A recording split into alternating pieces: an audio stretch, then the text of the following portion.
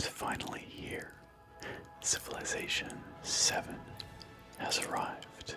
The latest entry in the legendary strategy series stretches all the way back to the early 90s.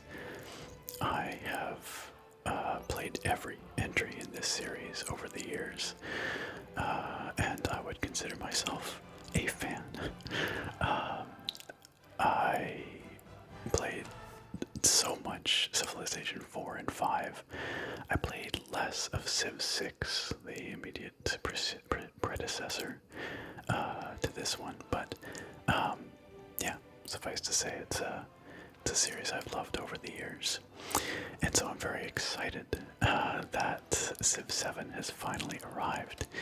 And as a matter of fact, those of you who watched my last video, my most anticipated games of 2025 video, might remember that this is my #1 most anticipated game of the year, at least of those games that had been announced as of January. So, yeah, I'm pretty hyped.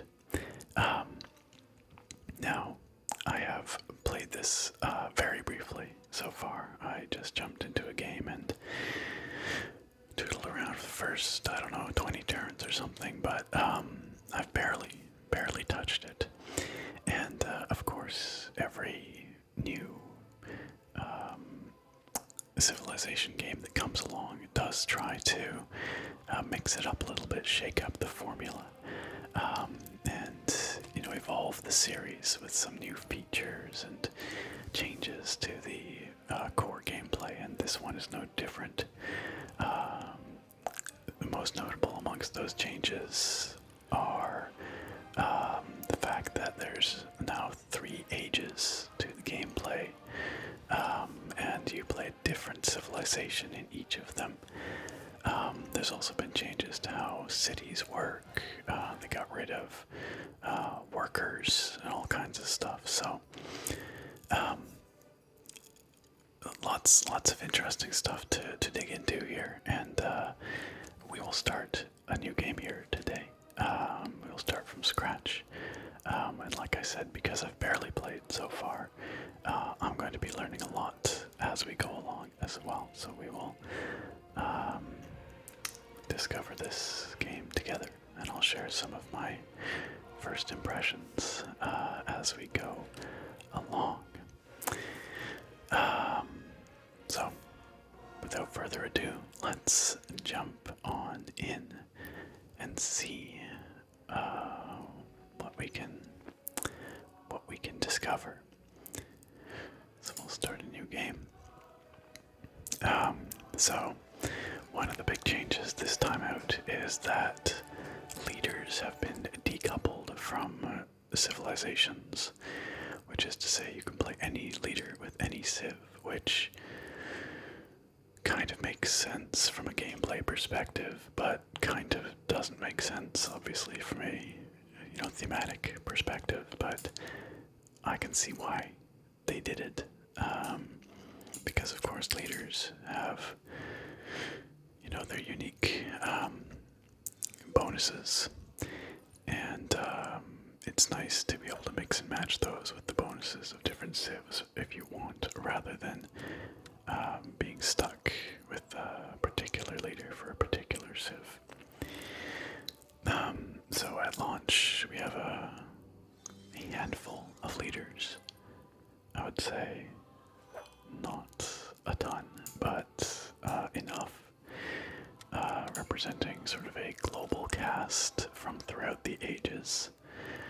And of course, one of the challenges every time that a new Civilization game comes out is that we're always comparing it to the previous game, which has been out for many years. In the case of Civ 6, it's been 8.5 years, I think. Is that right? Almost 9 years. 8.5, yeah. And over that time, of course, it received many patches and expansions and DLCs and whatnot. So, a new Civ game always feels a bit light by comparison comparison in terms of, you know, the number of leaders and civs and that sort of thing. And that is once again the case here. You know, it does feel like there's maybe not quite as many leaders as you would expect, but we've got some interesting ones for sure. Like I said, representing a really global cast. This is something I've noticed, which I think they have done in past, but not as much perhaps, is here we get the same leader twice, or the same individual, but they are different versions of that same individual, representing different facets of their leadership. And each one comes with a different set of bonuses. So I am not sure who we should play. You know, they give a summary here, a very two-word summary of what that leader is good at. So we've got Xerxes, the Achaemenid cultural economic version of Xerxes. We've got the economic militaristic Xerxes, King of Kings. Same, we've got the two Napoleons here, two Himikos.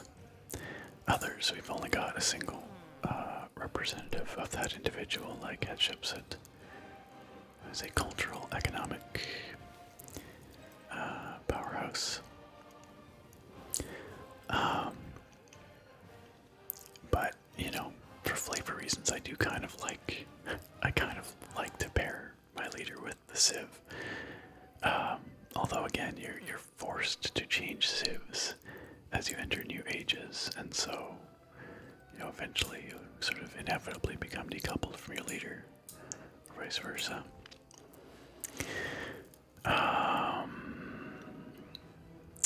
What shall we do here? What shall we do? Do we want to beat up on people? +1 trade route limit with all other leaders for Xerxes here. Gain 50 culture and 100 gold per age when you create a trade route or road. +1 culture and gold per age on unique buildings and improvements. Interesting. There's also this kind of meta progression where the more games you play with a particular leader, the more you level up their tree, basically, and then you get these persistent bonuses, which you can unlock. Next level, it says here, is Incense Sensor. +2 culture per age for every active trade route. So your leaders essentially get better the more you play. Interesting idea. I believe you can turn it off for multiplayer if you want, which kind of makes sense. So you can have a more level playing field there. Sure. Why don't we try Xerxes here?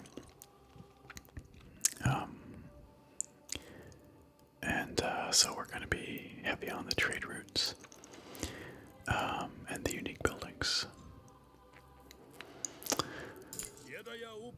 So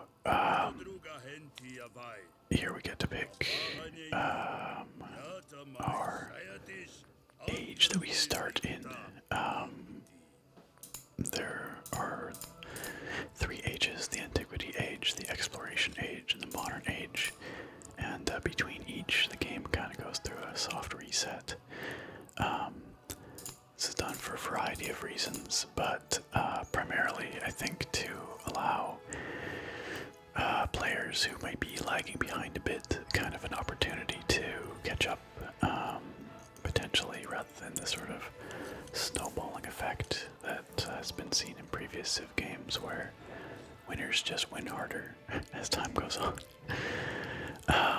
And I think that is a good idea, you know, having these ages, I think, is a good idea. But there's other sort of reasons for doing this. They try and give each age its own arc of events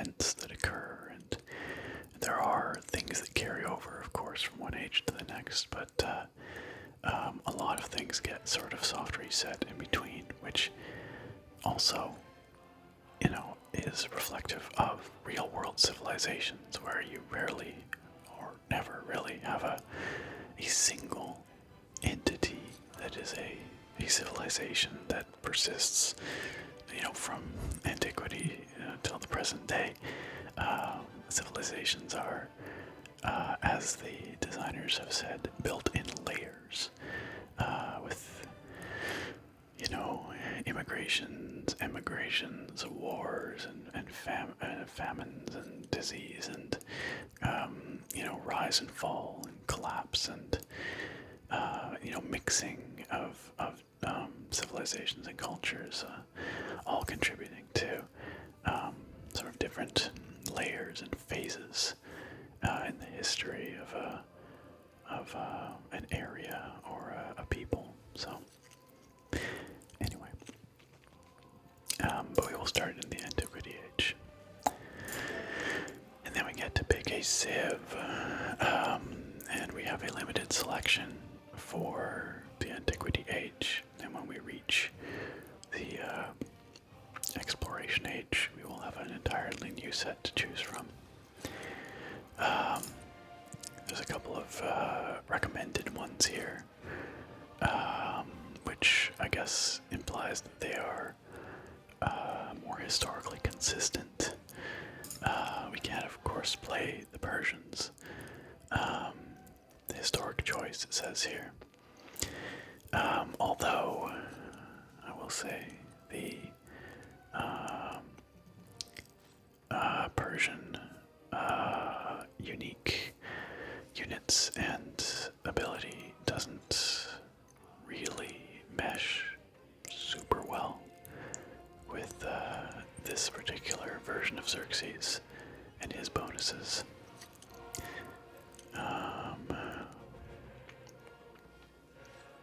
I mean, it never hurts to have additional combat strength, but they're not really reinforcing sort of the strengths of this particular leader, but that's okay.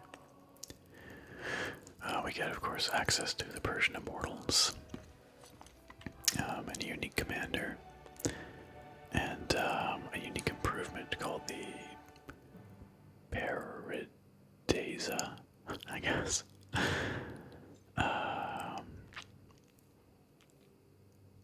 Which gives culture and gold. Also, your starting civ dictates the sum of the civs that you can then progress to in subsequent ages. Okay, so yeah, sure. Well, you know, why don't we look and see here just to see.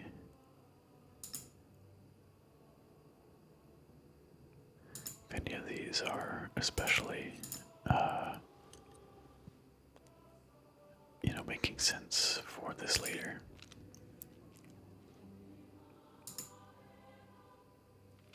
Interestingly, we have Greece as a civ, but no Greek leaders.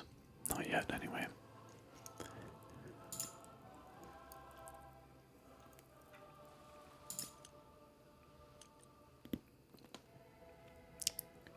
I don't see any of these civs being especially, like, trade-oriented, so sure, we'll just play the canonical choice.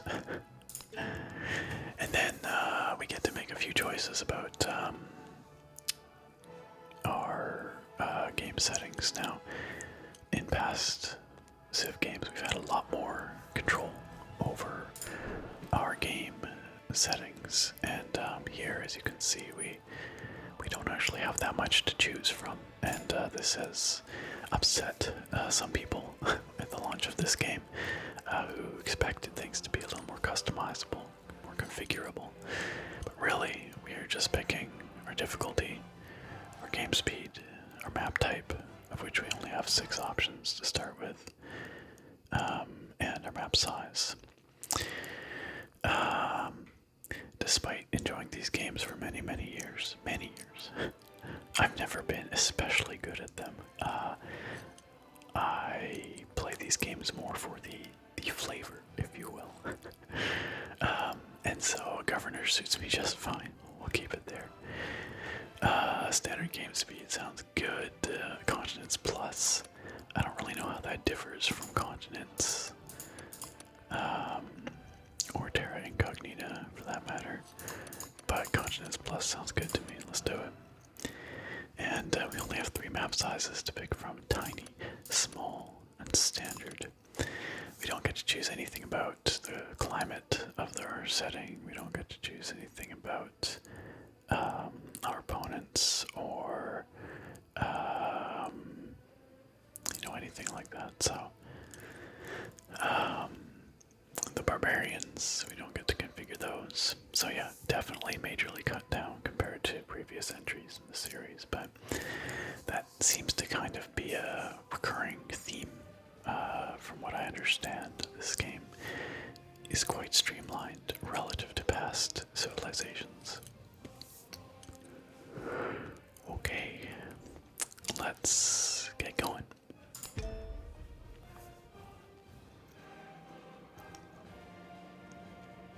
They will come from every corner of the world to pledge their strength and march under the same banner. The might and glory of Persia embodied. Narrated by Gwendolyn Christie. Sure, we can read this. Xerxes the Achaemenid. Xerxes the First inherited the Achaemenid Empire at a time of crisis and guided it to greatness. After a series of military campaigns at home and abroad, Xerxes shifted his attention from expansion to enrichment. He devoted his treasury to maintaining roads, establishing an extensive mail system, and completing a palace at Persepolis. Monuments and literature alike speak to the fear he provoked in his enemies and the triumph he bestowed on his people. The Persian Empire, the kingdom, Shaka, it's probably incorrect, or what we know as Persia, was the center of the world at its height, reigning over most of Mesopotamia, Egypt, and Anatolia. It was a strong, centralized state with efficient communication and transportation systems, and a professional army, and it brought the luxuries of the world together, until the forces of Alexander the Great sent it toppling down. Alright, let's go. So, we're gonna have tutorials, I guess, because I think I have tutorials turned on, because there is quite a lot that's new in this game, so. Lead your people to greatness. Here's some fundamental concepts. Here we go, yeah, history is built in layers. The ages system.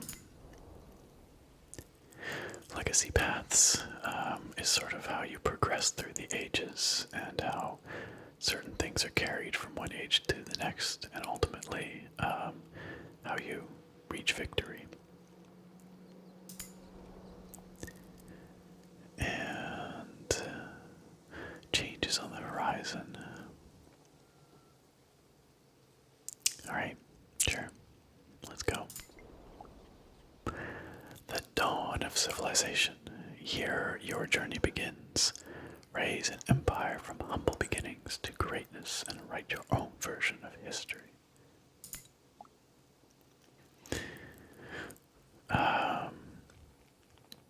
So our very first unit is our founder, with which we can found our first city, of course. So let's select them. And the game tells us that, hey, it's plunked us in a pretty solid spot, so we might as well just build a city right here. Sure, why not? Let's do it. Behold Parsa, the cultural center of the Persian people.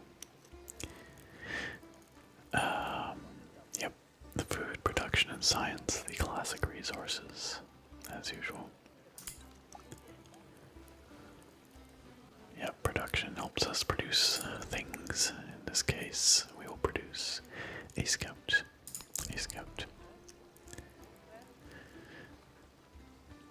Alright, next turn.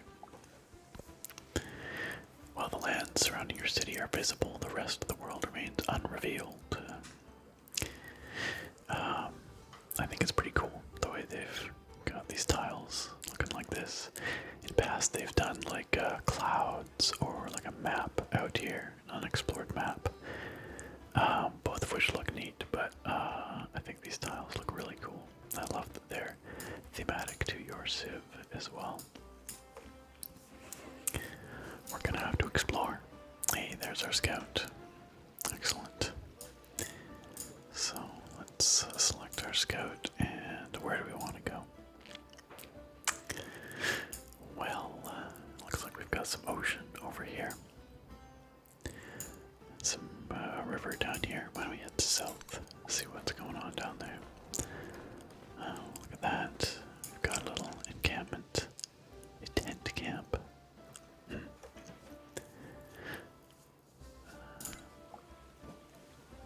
And of course, as is tradition, we get to pick a technology to research. We will be always researching a new technology throughout the game.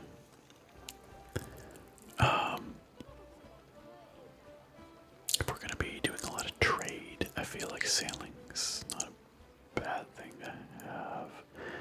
Look, as trader units are land-based.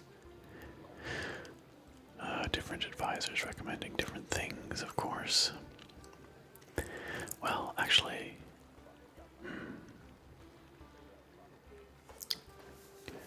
I don't know.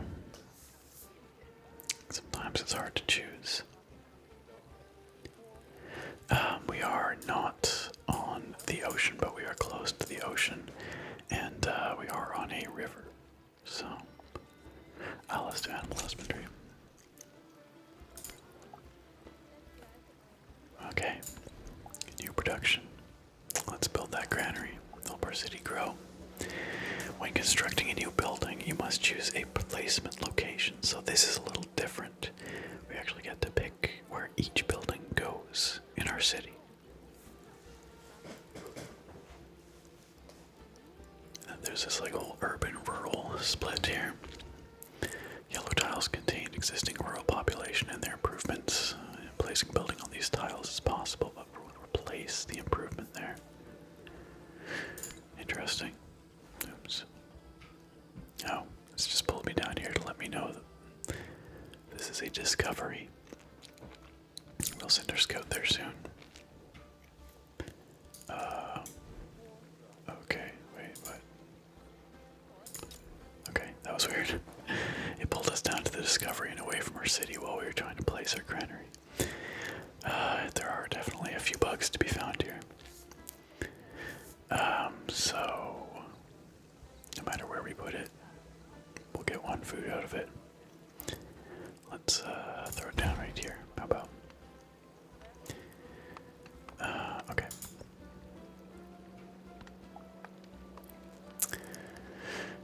Our city has grown. And when we grow the city, we can expand into an adjacent tile and gain the yields that it offers. It's kind of an interesting distinction, I guess, like place the building on a tile, but you also have to grow into that tile.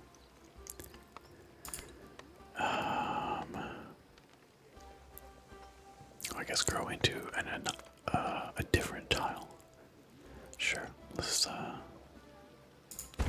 that. Let's explore this camp.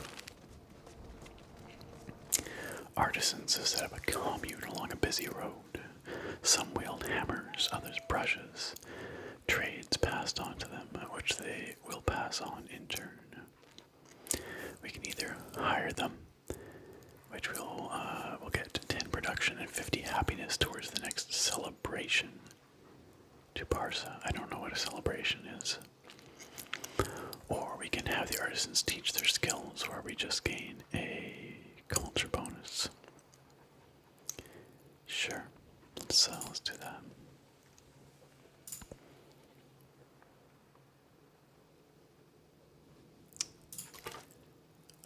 Now I did notice that there's something going on up here. A cave. It says that's something we can explore, get something out of, maybe. Let's head that way.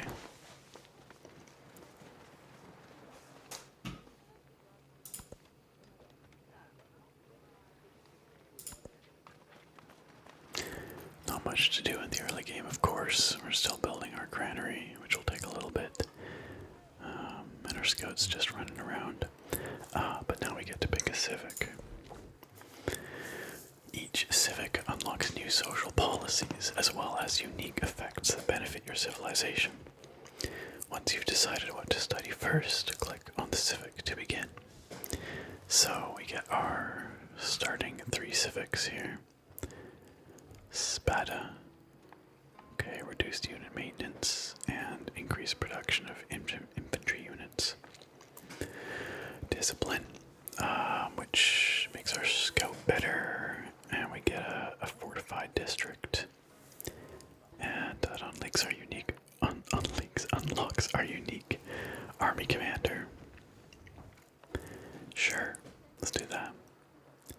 Or mysticism. I don't think religion is a big deal in the first age here, so we can now choose a government. Each government gives a set of choices during a celebration. I'm not, again, quite sure what these celebrations are about, but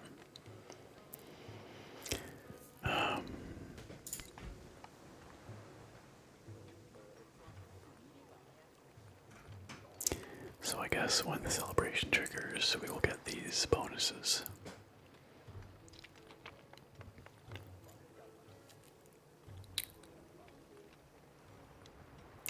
Well, oligarchy seems like a very growth-focused choice, so why don't we do that? And we can select social policy now that we have a government in place. Charismatic leader or tool making. So production and science or culture. I don't know. Honestly, I feel like the extra production from tool making is pretty useful, so.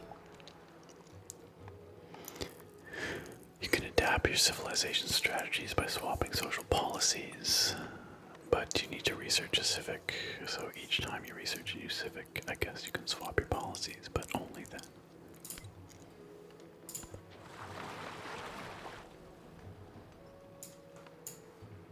Our city has grown. Now where do we want to grow into? I want a farm over here. Or actually up here. +2 food, +2 happiness from our dates there. Recent expansion has allowed you to improve a date's resource. Resources grant bonuses, indeed. Dates give us food and happiness. Very good. If you zoom in, we can get up close and personal with our city here. And I like what they've done with the graphics. They're a little bit more realistic, less cartoony than Civ 6, but still somewhat stylized. I think they look really nice, honestly. The caged bird watches butterflies with envy. So we have unlocked a new technology from that cave, somehow. We found animal husbandry in that cave.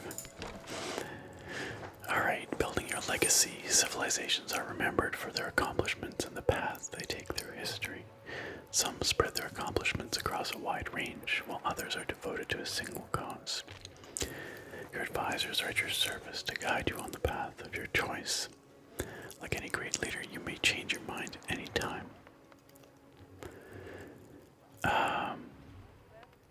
Well, given that we are very much a trade-centric civ, or leader at least, I think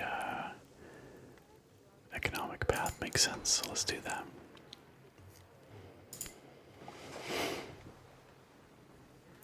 Legacy path, Silk Roads 1.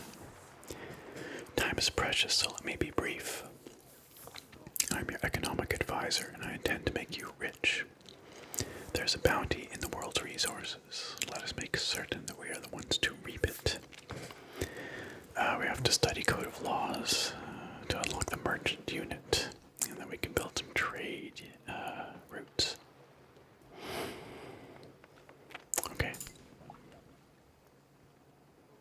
So we have a journal now with goals in it. We can check our legacy progress as well. A new tech. Oh no, wait.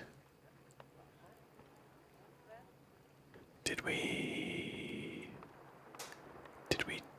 Maybe we didn't find animal husbandry in that cave. Maybe I'm a fool. Maybe we just unlocked it just through normal research. I'm actually not sure. Where did the cave even go? I don't know, whatever.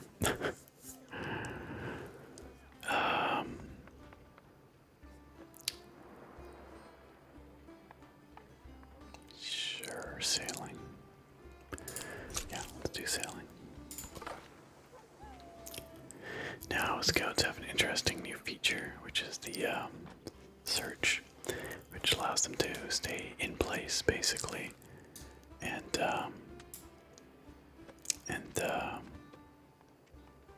expand their field of view, which is kind of neat. So if we hit search, boom, there we go, and our scout has spied an independent village. You've encountered a stranger from the village of Gunay, and they appear to be friendly. Oh, good. So these are kind of like the city-states previously, although a bit cut down, I believe, features-wise. This guy right here. We also found this encampment up here, which we probably want to go plunder, so.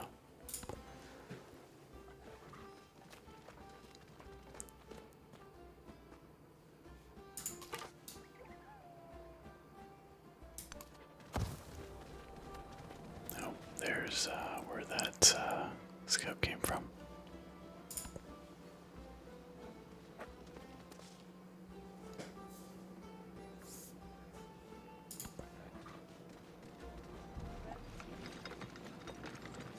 A granary has been built in Parsa. The granary is a special type of building called a warehouse, which grows more efficient when its correlating improvements, such as farms or mines, are present in the settlement. Okay, sure. So, we probably want to build some farms, I guess. The saw pits. +1 production on camps and woodcutters. I don't know. Sure. Let's go for it. Let's build a saw pit.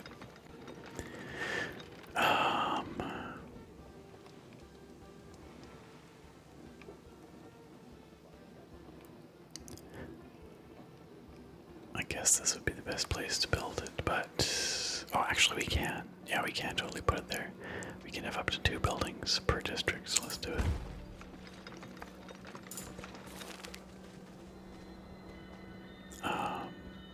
Okay, here we go. So we have explored this luxurious encampment. It says here, a beloved prophet has been exposed as a charlatan by followers who claim they were bled of all their wealth. They don't care about the money, they say. Only justice. Yikes. Do we fight and take down this charlatan, so gaining 100 gold? Or do we just leave justice to the gods?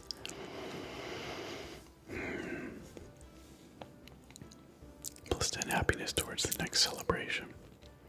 So I guess once we've accrued enough happiness, then celebration occurs. Not quite clear on that. We'll take some damage, of course, if we want to fight this charlatan. But we gain a hefty amount of gold. Let's bring the charlatan to justice. Here we go. The charlatan is hauled away in chains while his former followers consider their folly. Meanwhile, our scout is not in great shape, but we can rest them up.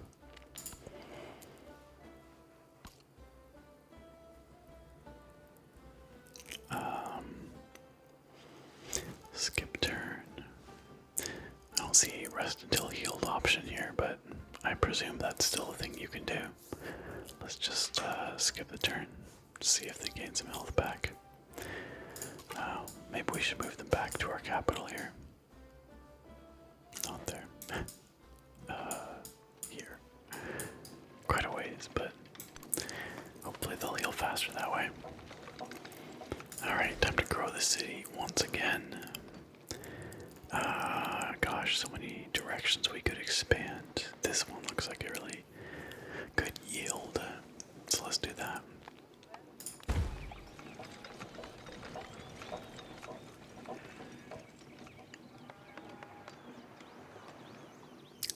Fair enough, okay.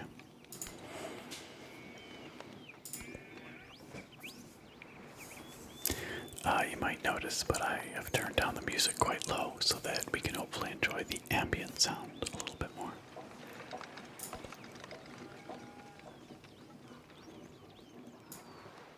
Not much to do here while our scout is just running back. Oh, apparently we've met Benjamin Franklin. Of what civilization, we don't know, because again, you can mix and match leaders and civs. Yes, we would like to be good friends, sure. Where have we met Benjamin Franklin? Oh, must be over here. Yeah. Hopefully he's cool. Greetings. I am Benjamin Franklin. Ah, yes. Doctor, scientist, writer, and full of advice, whether you will listen or not. Benjamin Franklin of the Greeks. Okay. Friendly greeting, neutral greeting, or hostile. I think we can probably go for the friendly option here.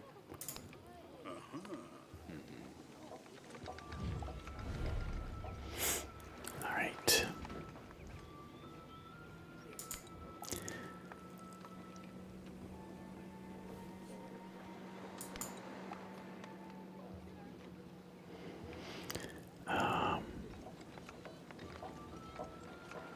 Lots of diplomatic actions available to us. Yeah, okay. Sure. Declare war. No, we won't do anything right now. Just let them chill. See ya, Ben. The fair breeze blew, the white foam flew, the furrow followed free. We were the first that ever burst into that silent sea. How poetic. Alright.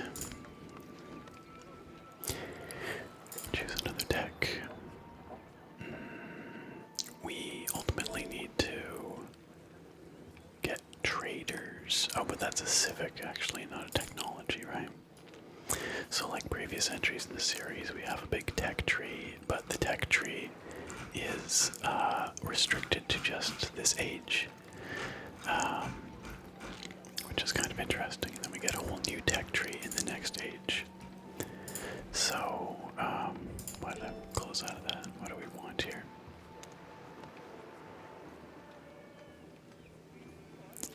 Irrigation probably wouldn't be bad.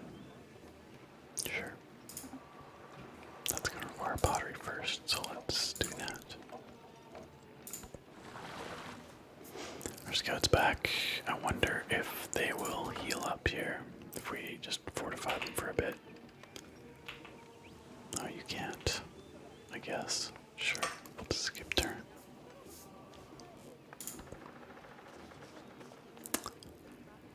Not much to do if we're just skipping turns constantly. Okay, they are regaining a little bit of health. A tiny bit of health each turn. Yeah, there we Do go. nothing which is of no New use. civic. We do not have any new policies, so we'll just keep it as it is. Yeah, this is a cool thing. Commander units earn XP, and then you attach other units to the commander, and they get those benefits. Rather than having to kind of micromanage promotions on each unit.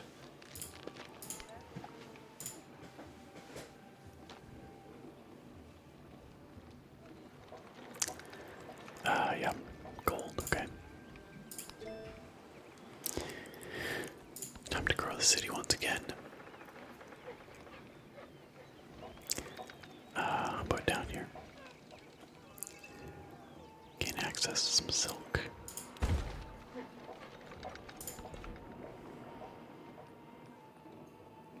Now, which civic is going to give us traders?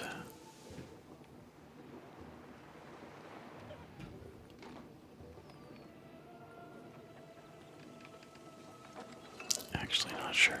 I can't remember what we were told to research, but code of laws sounds like a good thing. But in order to get that, we're going to need mysticism, I guess. Sure. And yeah, sure. Fishing key.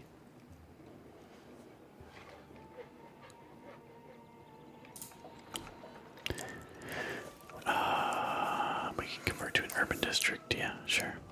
Selecting this tile will remove the existing fishing boat. Oh. Wait, let's do it in a tile without a fishing boat right there. Okay.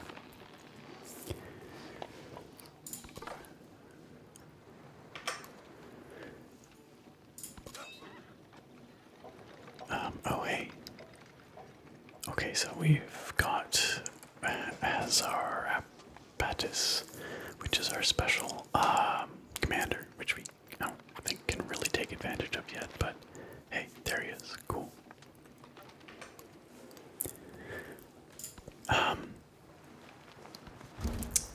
Well, my friends, I hate to end the video so early, but I feel like we just barely got playing. We're only 19 turns in. But I'll be honest with you, it is very late. I'm extremely tired. I feel like we're not getting the most out of this. So, but you know, hopefully you enjoyed my rambling at the beginning and chatting about some of the new features and that sort of thing. And I hope you've enjoyed seeing at least a little bit of the beginning of the game and some of the changes that have been made to Civ in this entry. It'll be really interesting to see how this game evolves over, the coming years. I think it's, from the very little bit I've played so far, it feels like a very solid foundation with some very practical choices and improvements that have been made, and some big swings as well, but it seems like those big swings have paid off, and they hit them for the most part. But that comes along with a myriad little annoyances, especially how the interface works from what I've heard, and especially in terms of having things cut down a bit too much, perhaps. But, maybe that'll open it up to a bigger audience as well. Hard to say. Who knows? But for now, I think I'm going to have to call it here. I do hope you enjoyed this look at the game. We can, in fact, return to it. If you would like, please let me know down in the comments if you want some more Civ 7. I will likely be streaming it as well on Twitch and YouTube, so plenty of Civ 7 to come here on the channel. Thank you very much for watching. I hope you found this interesting, but above all, I hope you found it relaxing, and I look very forward to having you back here next time. Farewell for now, my friends.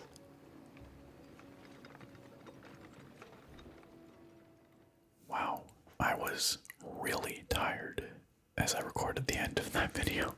I don't know if you could tell, but I was like literally falling asleep while recording. This is the challenge these days.